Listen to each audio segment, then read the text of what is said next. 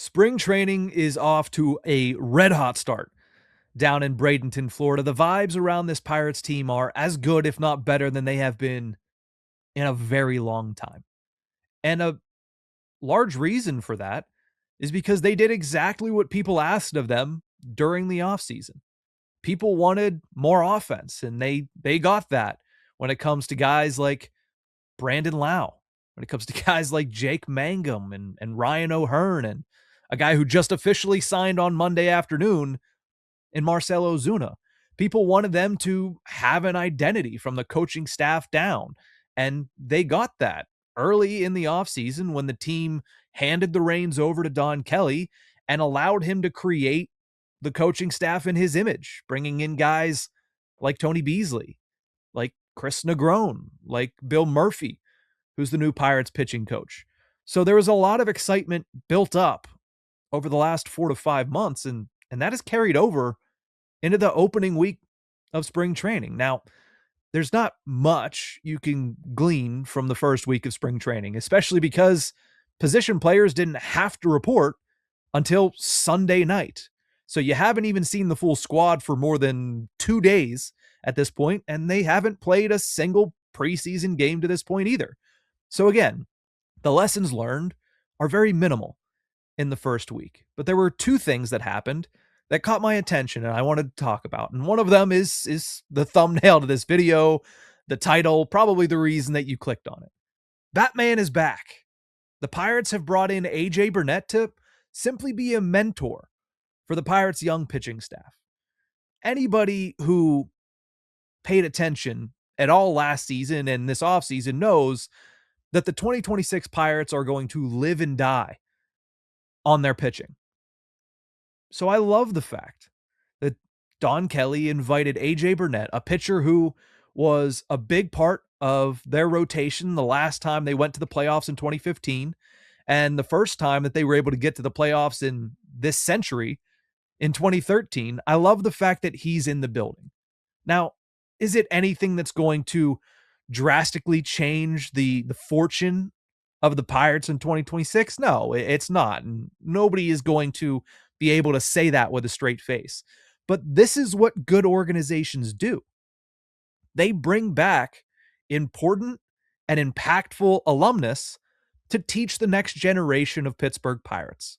And I love the fact that they're doing this with a guy like AJ Burnett specifically, because if you remember the way he was on the mound, it's almost like they cloned him, or at the very least, they cloned his intensity and put it directly into a handful of these pitchers that are going to make an impact for the Pirates in 2026. I mean, is there anybody that is as close to as close to AJ Burnett as Jared Jones when it comes to intensity on the mound? I find that hard to believe.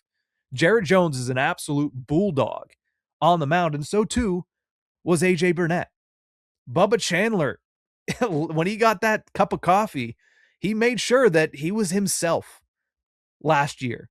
From August 22nd to the end of the season, he was completely himself, and that was showing how intense he was, how fired up he could get, both out of the bullpen and on the starter's mound.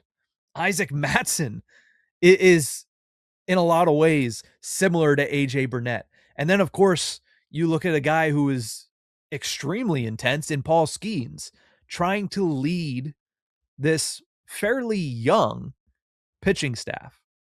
AJ Burnett probably has a lot of lessons that he could pass down to Paul Skenes and the rest of this pitching staff. So again, is this something that is going to, jump their win total in 2026? No.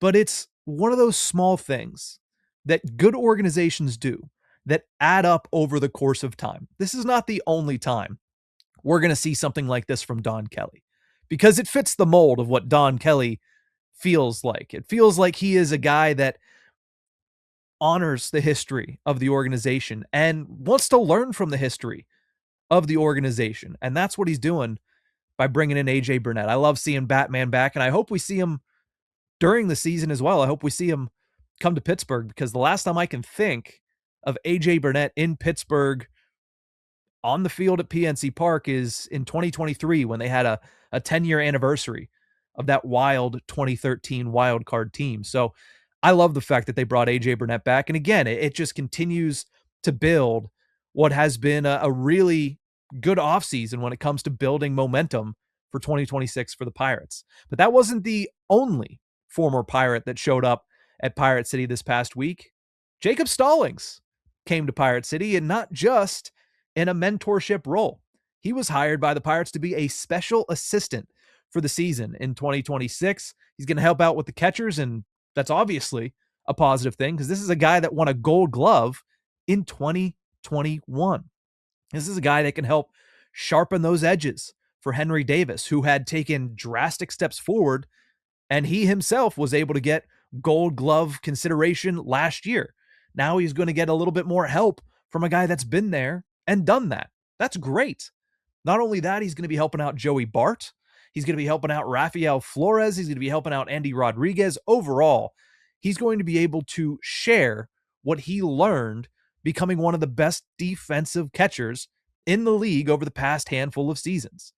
And the best part is this. We've seen this work in a different sport, but in Pittsburgh in this past year. Off the field, straight onto the bench. Off the field, straight into the coaching realm. We saw it a little bit uptown with the Pittsburgh Penguins when Dan Hughes was hired. And he took Nick Bonino, who was still playing professional hockey overseas, and said, if you retire, we'd love to have you as an assistant coach for this team.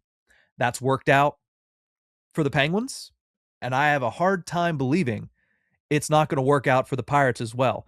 Bringing in a guy who is fresh from the league, who last year was playing in the MLB, who can relate to these players because he was one of them less than 6 months ago, and having him kind of shepherd along this younger group, this less experienced group of catchers.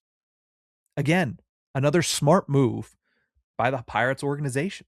So I wouldn't be surprised to see similar results with the Pirates than what we saw with the Penguins with Nick Bonino. So both of these things, again, small little stories, but small things that caught my attention in the first week of Pirate spring training, and small things that make you look at the Pirates and say, they're making a lot of the right moves. They're making a lot of the right calls going into the 2026 season.